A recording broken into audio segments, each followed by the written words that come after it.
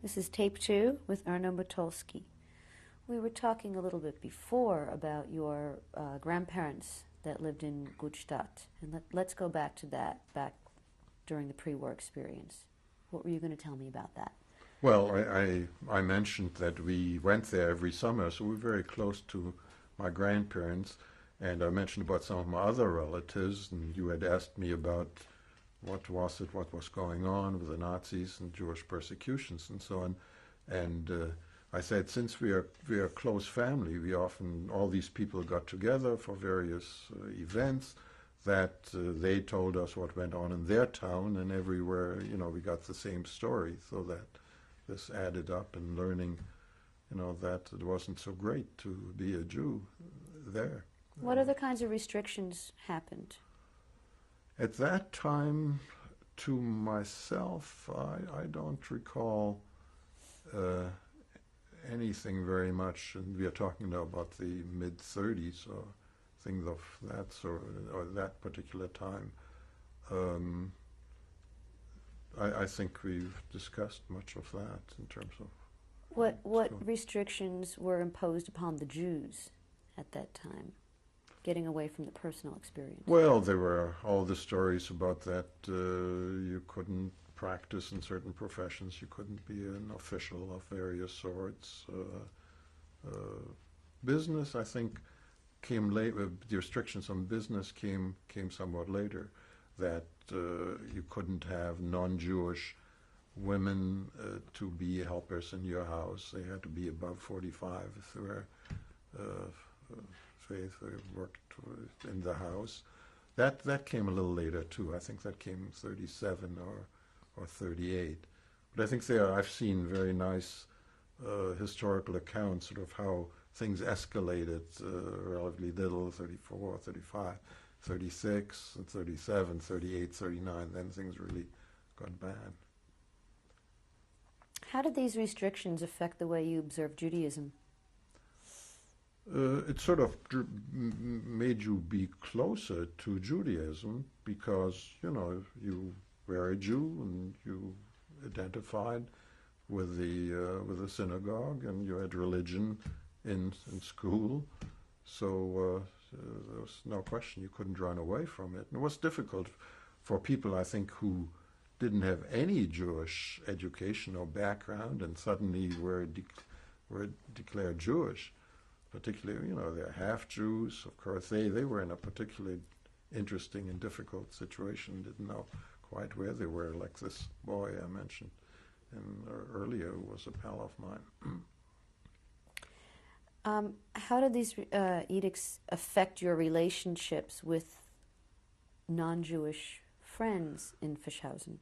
Well, they were no longer friends. You really, after I started going to Königsberg, I really had no particular connection anymore in terms of non-Jewish boys or girls in Fischhausen.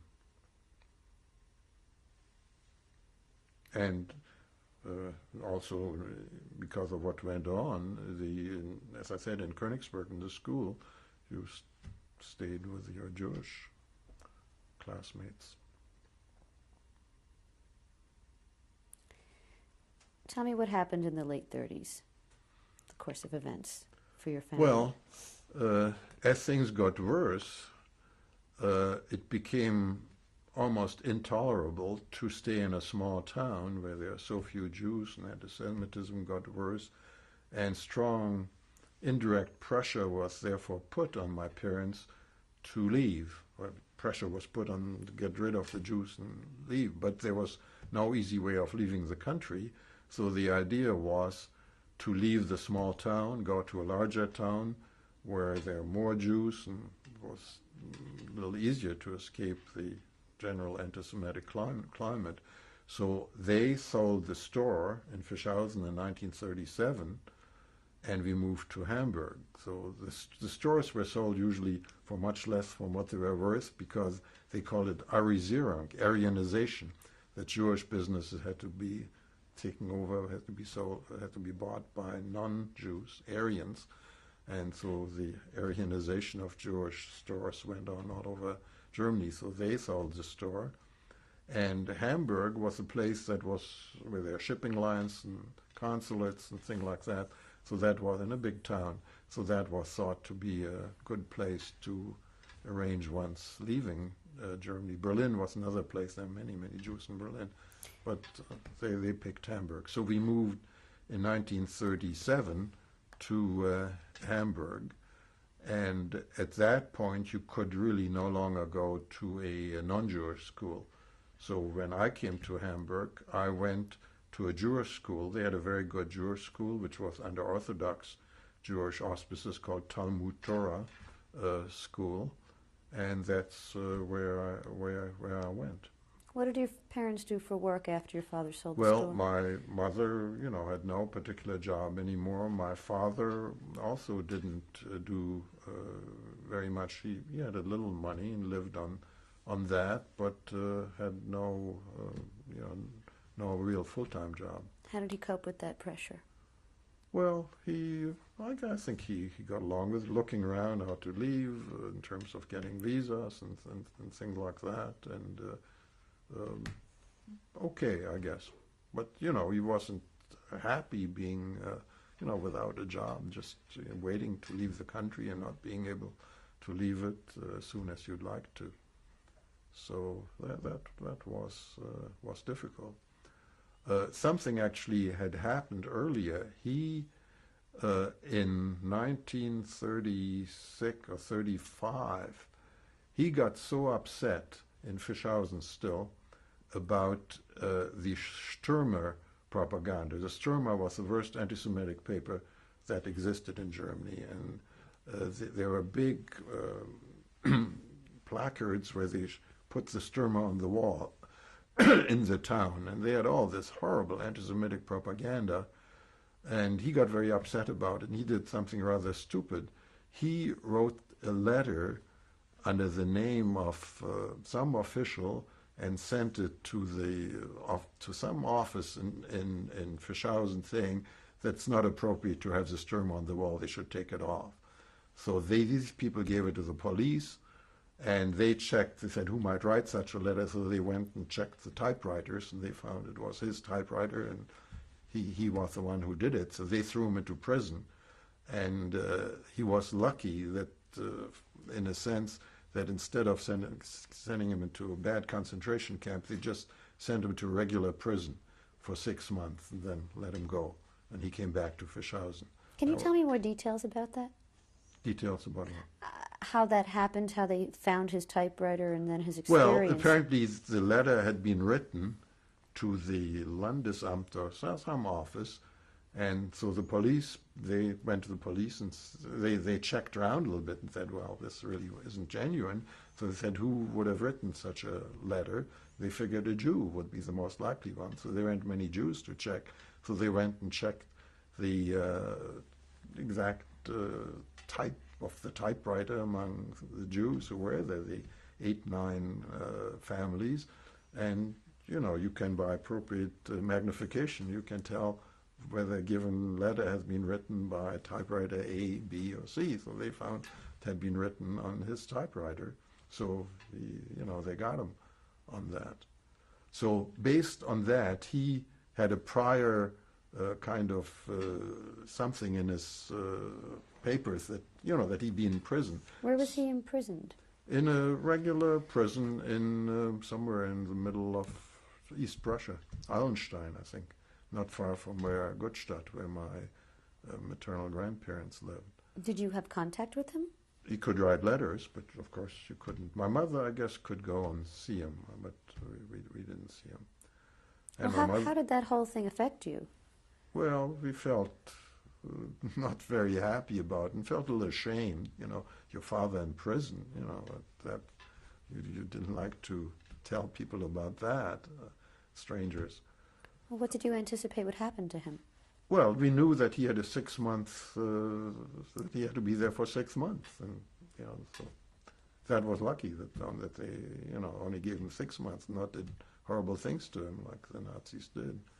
So based on this conviction, he was thrown to concentration camp earlier than many other Jews in Germany. That people who had any kind of prison sentence who were Jews, were put into a concentration camp in somewhere early in 1938, and they let you leave the concentration camp on condition that you could leave the country.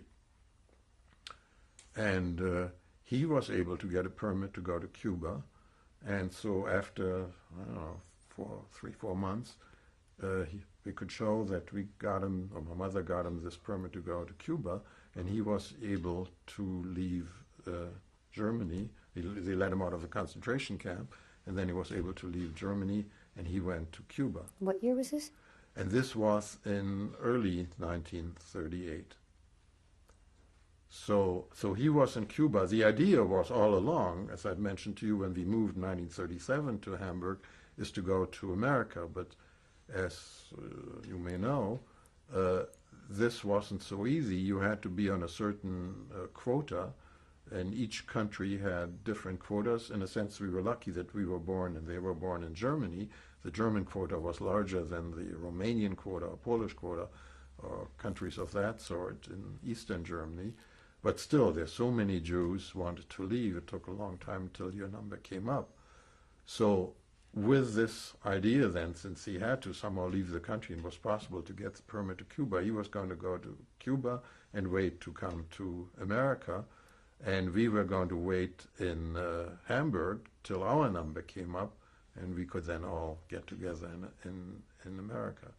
Well, things got worse and worse in Germany, and he was in Cuba, and so my parents then decided it might be best we no longer stay in Germany and try to join my father in Cuba, and then when our number for the American visa would come up, we all would come to Chicago.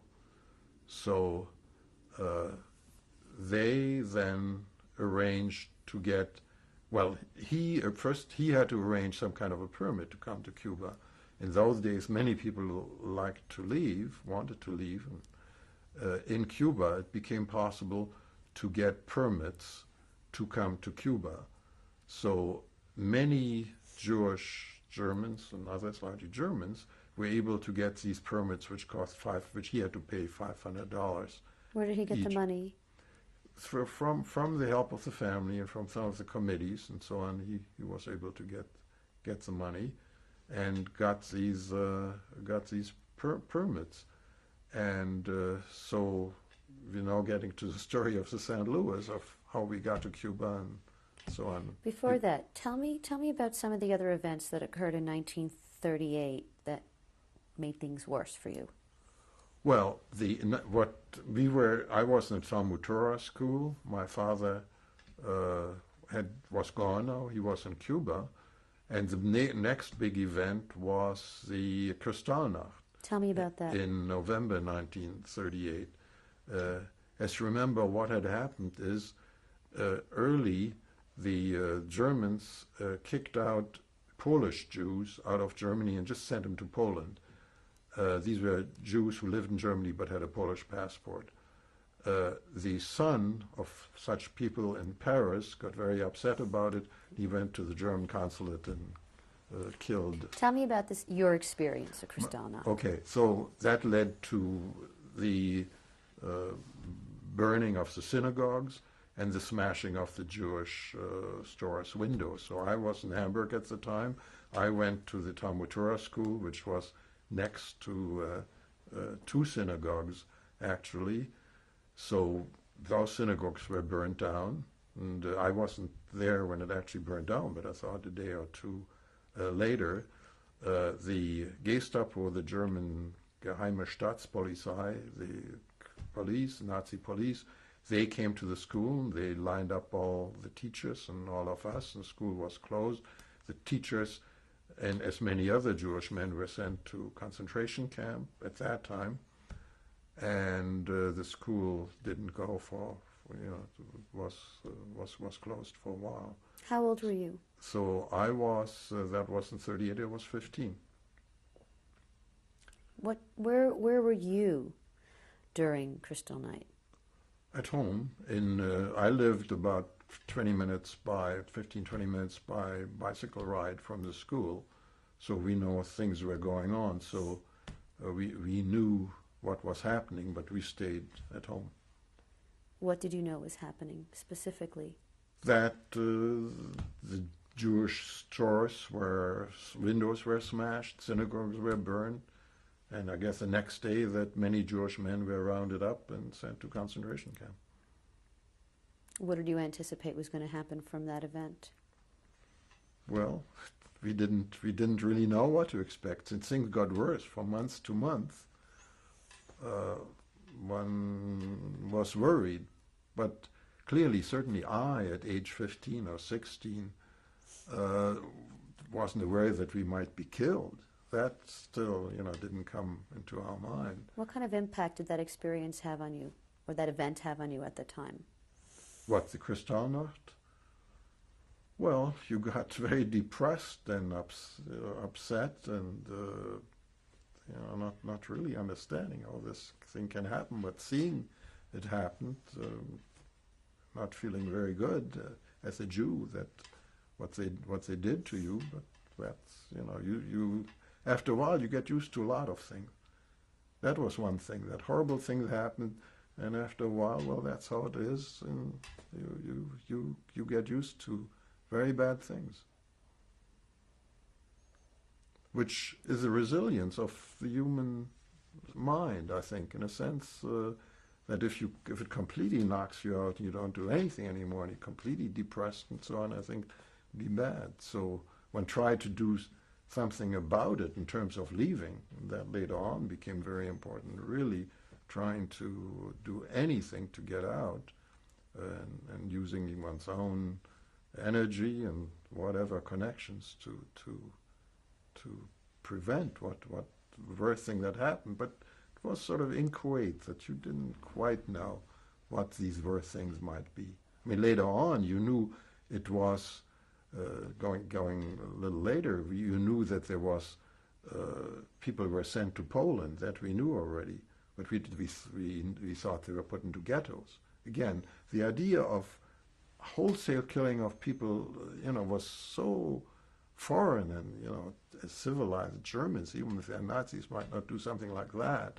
But that, because we didn't even think about it. I'm saying that now, trying to think myself back. But it's interesting that never occurred to us, and that's why the Holocaust was such a horrible thing, because no one really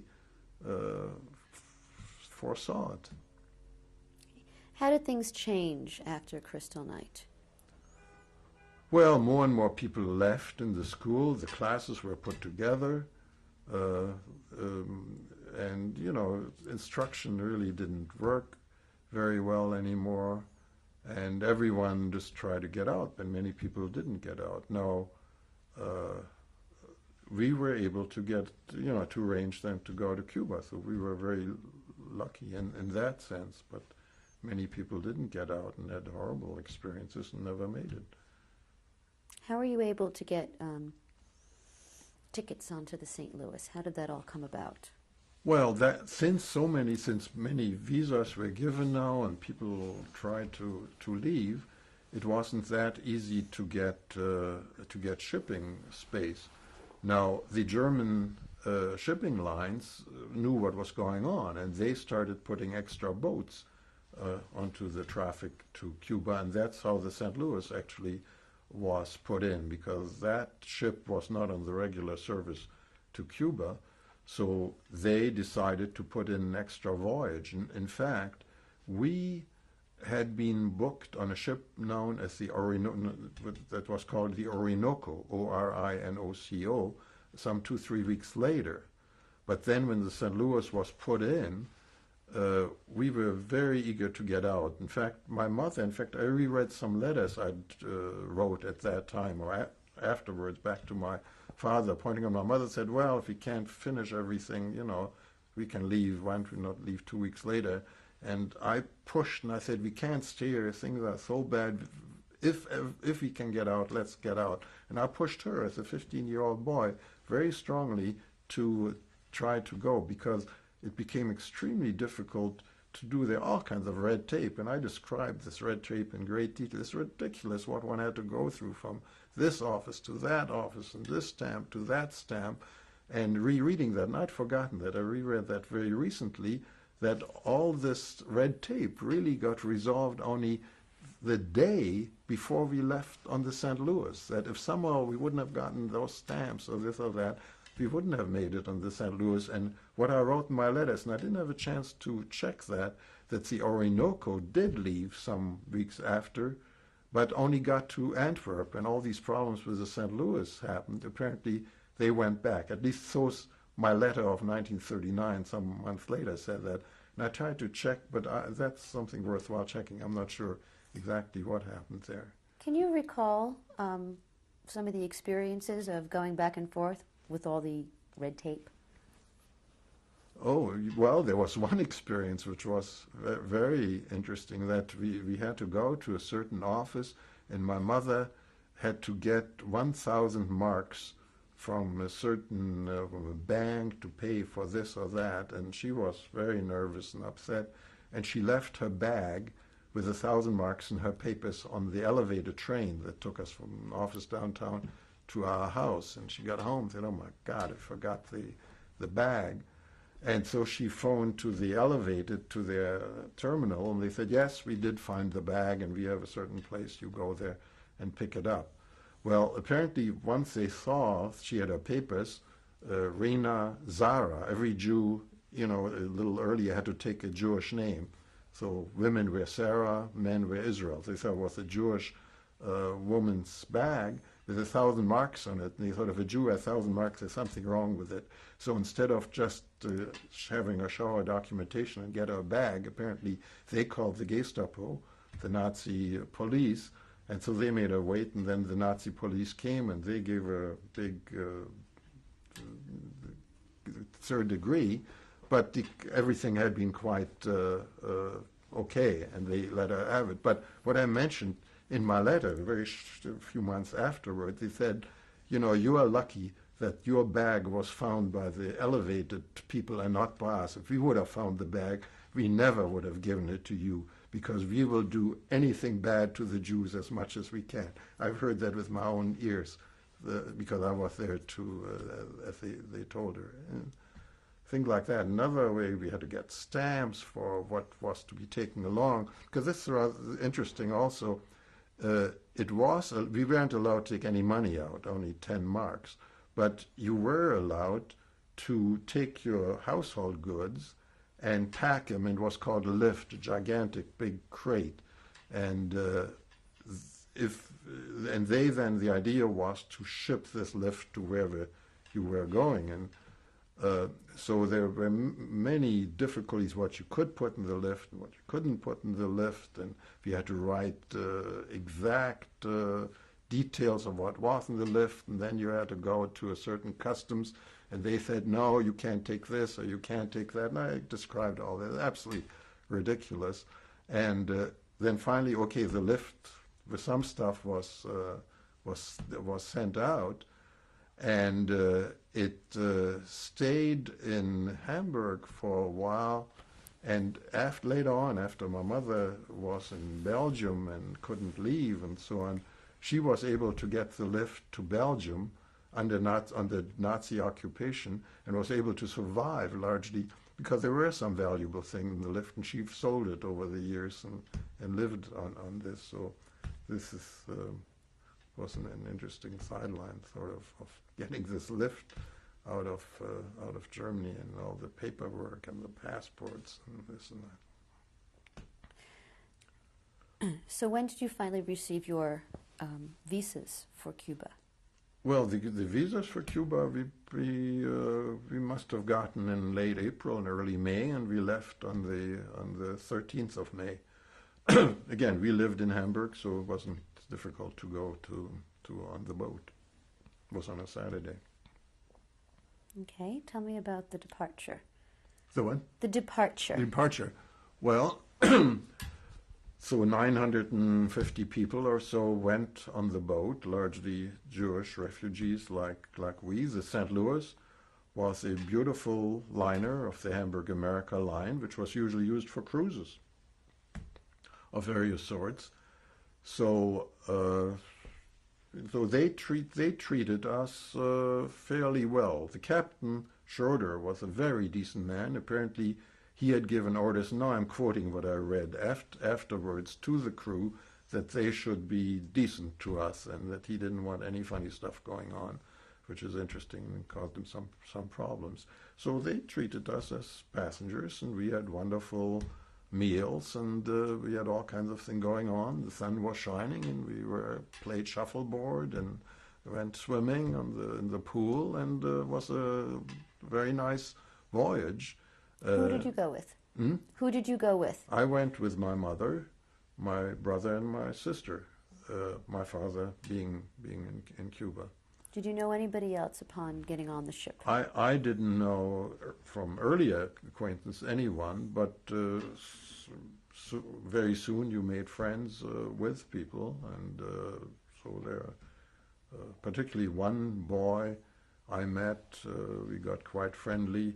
In fact, he later on became a professor of biochemistry in Holland. What's his name? Max Gruber, Gruber. And when I was in Holland in 1967, I heard that he was there and just met him, for the first time after that time. So it was, in a sense, we were quite happy and hoped, finally we left that horrible Germany. We were going to go to Cuba, we were going to be there for a little while and go to America, and the future looked great. So in that sense, everyone was tremendously relieved and very happy. What was the general buzz, the conversation that went on amongst the passengers upon first leaving on the St. Louis? Well, again, the tremendous relief of getting out of Germany, sort of being between the worlds, looking forward, I think, among the older people, what would happen in Cuba. Most people, though, like us, did have, were on the quota to come to America ultimately. I think that was one of the reasons it was easier probably to get a permit, and so that they looked forward to going to America, where many of us, like we, had relatives. So I don't recall any particular worry or anything. It was a nice ship ride after the horrible Germany. Did you know the specifics about how your father had obtained the visas? No, we didn't. We didn't know that. No.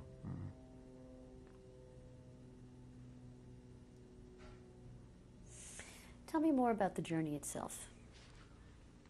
Well, it was just a normal cruise, I guess. I haven't taken any cruises, but I've been on a ship, they had movies, they had dances, they had this, they had that, they had big meals, they had afternoon teas. You could have a chair, you took the sun, you can walk around the ship around, took exercise. Walked up and down in many different parts of the boat. It was a fairly large boat. They had a library. It was very, very beautiful. Okay, we're going to stop and change tapes. Okay.